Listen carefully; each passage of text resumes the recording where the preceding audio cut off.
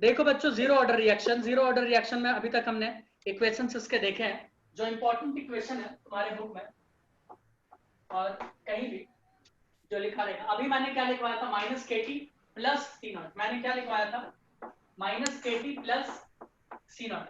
ठीक है, क्या हम इसको ऐसे भी लिख सकते हैं, C T is equal to C nought minus K T.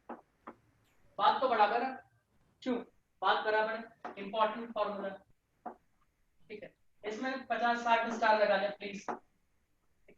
दूसरा T half, zero order reaction का टी हाफ। ठीक है, टी हाफ का फॉर्मूला क्या निकल के आया था, सी नॉट बाई टू के। क्या आया था, सी नॉट बाई टू के। ठीक है, ये टाइम का कैलकुलेशन है, यानी वो टाइम जब कंसंट्रेशन हाफ हो जाएगा तो क्या होगा।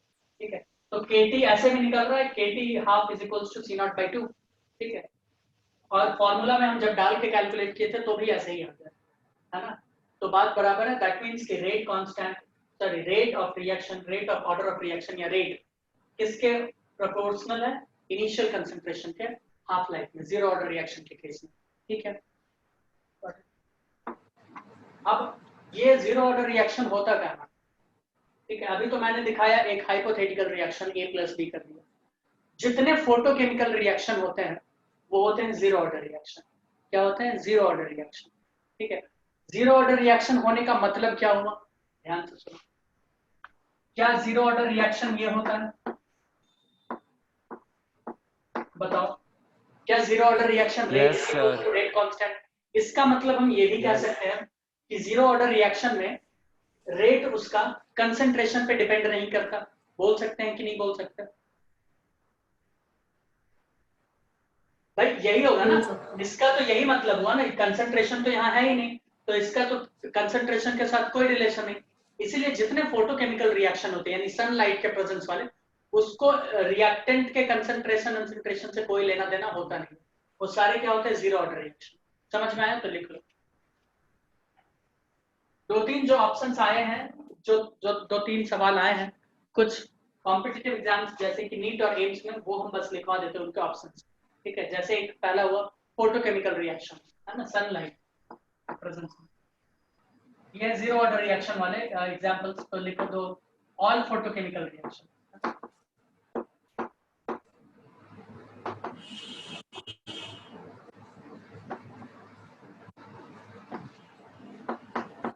All photochemical reactions. ठीक है, ये क्या होता है, उस पर डिपेंड नहीं करता कंसंट्रेशन पे, यानी ए को अगर बी बन रहा है एच न्यू के प्रेजेंट में, एच न्यू क्या होता है पता है, energy is equals to H nu, है ना, पता होगा फिजिक्स में। तो एच न्यू यानी सनलाइट को दिखा रहा है। तो सनलाइट के प्रेजेंस में जो फोटोकेमिकल जो रिएक्शन हो रहा है वो रिएक्टेंट के कंसंट्रेशन पे डिपेंड नहीं करता। और ऐसा कोई भी रिएक्शन जिसमें रिएक्टेंट के कंसंट्रेशन पे रेट डिपेंड नहीं करेगा वो क्या हो जाएगा, zero order reaction. Because zero order reaction के लिए R is equals to direct क्या हो रहा था, है ना, था कि नहीं था।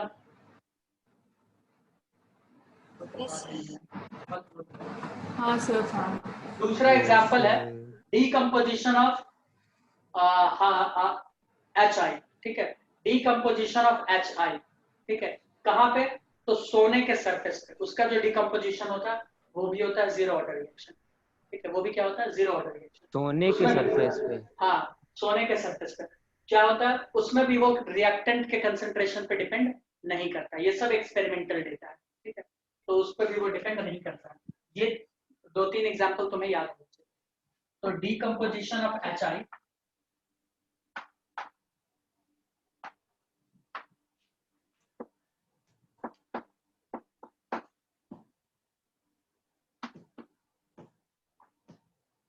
HI क्या है मतलब, हाइड्रोजन और आयोडीन, नहीं जानते, hydrogen iodide.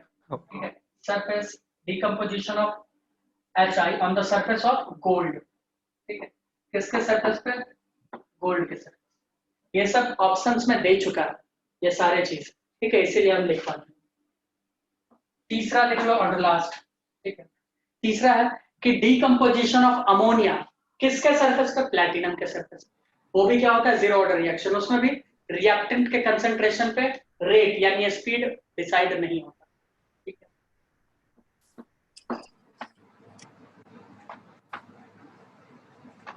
decomposition of ammonia on the surface of PT.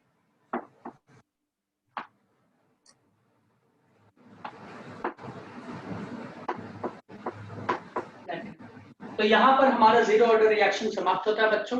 हम जीरो ऑर्डर रिएक्शंस के कुछ क्वेश्चंस लेंगे, हम उसके बाद फर्स्ट ऑर्डर रिएक्शन की तरफ जाना भी चाहेंगे, ठीक है। मुझे लगता है अब तुम लोगों का पकड़ जीरो ऑर्डर रिएक्शन पे काफी मजबूत हुआ होगा। ओके, फिर मिलते हैं नेक्स्ट क्लास में।